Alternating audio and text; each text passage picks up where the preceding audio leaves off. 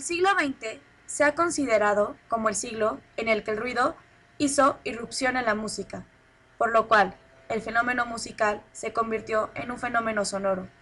Al igual que el arte, en esta época, la música marcó una pauta en la historia del hombre.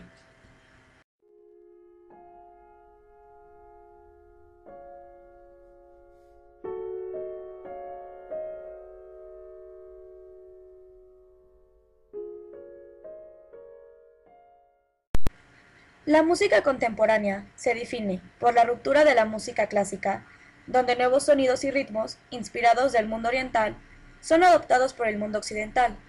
Tal es el caso de Claude Debussy.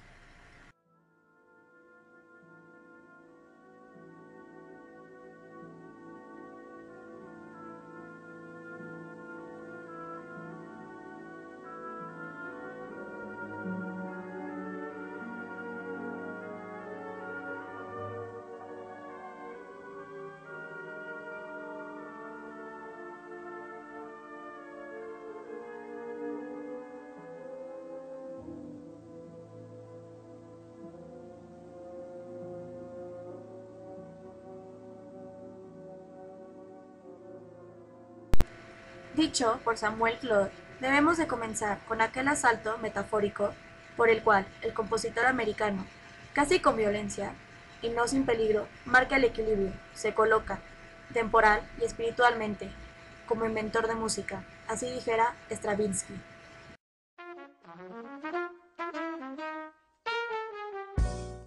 Pero ¿cómo llega la música contemporánea a América? El famoso invento del fonógrafo, un aparato que permitía la grabación de música, crea nuevas posibilidades ante las personas, ya que la música se transforma de ser un gusto elitista a una comodidad para toda la sociedad. Es gracias a este invento, el cual nos lleva al desarrollo de la radio, permitiendo que todo el mundo en el siglo XX y actualmente conozca los diferentes sonidos que nos otorgan. Así es como comienza la música contemporánea en América. John Knowles Paine y Edward Alexander MacDonald son los primeros músicos reconocidos internacionalmente del continente americano. Paine cultivó por preferencia la sinfonía, el poema sinfónico, la cantata y el oratorio.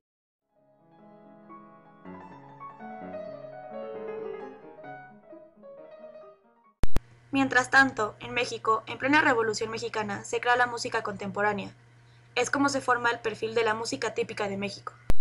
Tal vez el factor más natural del hombre es saber romper las reglas, y en una época, la cual México era el foco de la rebelión, la música es expresada con sentimientos de pasión, donde las notas hacen sudar a los dedos y la sinfonía marca un ritmo cardíaco, el cual conocemos hoy como una sinfonía de antaño, pero en el siglo XX fue la revolución musical.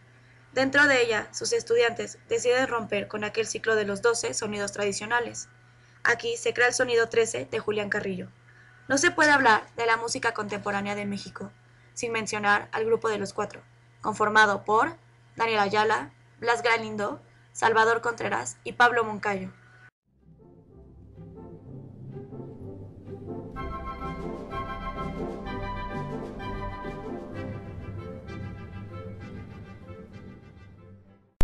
El zacateco Manuel María Ponce es conocido por la famosa canción Estrellita, tan célebre en todo el mundo que son muchos los que creen que se trata de una melodía popular, pero en realidad es una obra escrita para concierto.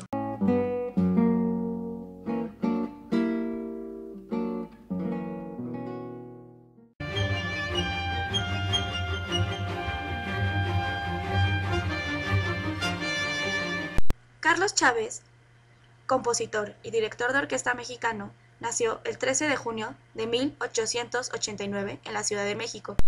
Los sonidos de Chávez buscaban expresar una fuerza incontrolable a partir de ritmos prehispánicos y su ideología revolucionaria, que es expresada en sus obras más conocidas como La hija Coliquide y la Tercera y Cuarta Sinfonía.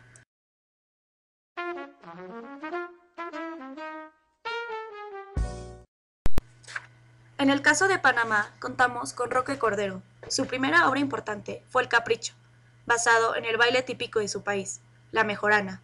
Cordero nos dice: yo no deseo clasificar la música como música tonal, politonal o atonal, sea el que fuera el significado dado a esos términos.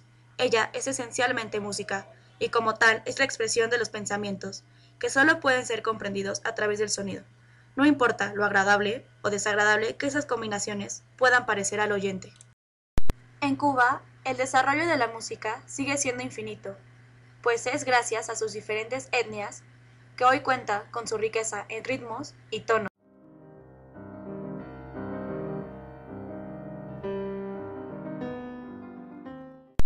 Ignacio Cervantes y Manuel Samuel, siendo los máximos exponentes, donde en sus obras podemos ver cómo las danzas para piano y algunos de los elementos se asimilan a la técnica chopiniana. De esta forma es como la joven generación actual en Cuba se encuentra en una indiscutible vigencia cubana, la cual es observada en la obra pianística de Cervantes.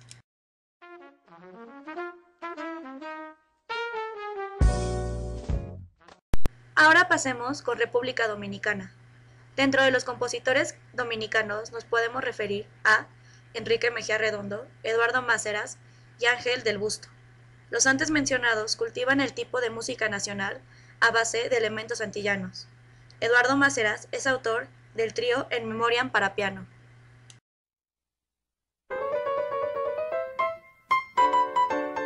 ¡Merengue! Ahora nos vamos a adentrar al merengue, el cual es originario de Haití. Así fue como el pianista y compositor haitiano Justin Elie hizo arreglos del merengue y de otras danzas antillanas para piano, creando así la música nacionalizada con ramas occidentales. Cabe mencionar que a pesar de la riqueza del folclore musical haitiano, la música artística de este país aún no ha tenido un gran desarrollo.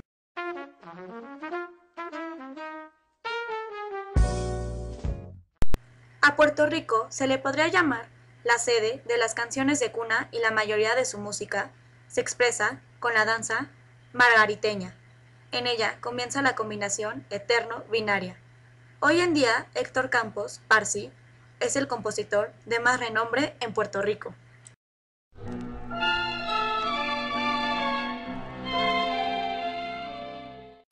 Debemos colocar a Venezuela dentro del Caribe, pensando en la influencia del cancionero afroantillano en el folclore musical de este. Es bastante notable los rasgos de esta música popular venezolana, cuyo prototipo es el baile del joropo. También es importante mencionar a su máximo exponente, siendo Luis Felipe, Ramón y Rivera.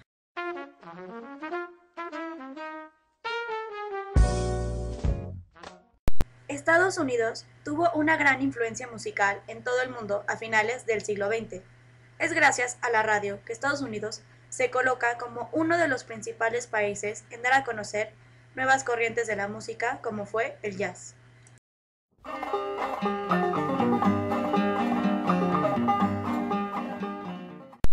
Antes del jazz existió el blues, que contenía una melodía de 3 y 7 pasos. Esta originalmente era considerada la música de los trabajadores y esclavos del campo, pero con las transmisiones internacionales de la radio, el blues se convierte en la música de la clase media de Estados Unidos, que un poco más adelante evolucionará como el jazz, con la participación tanto de músicos blancos como afroamericanos.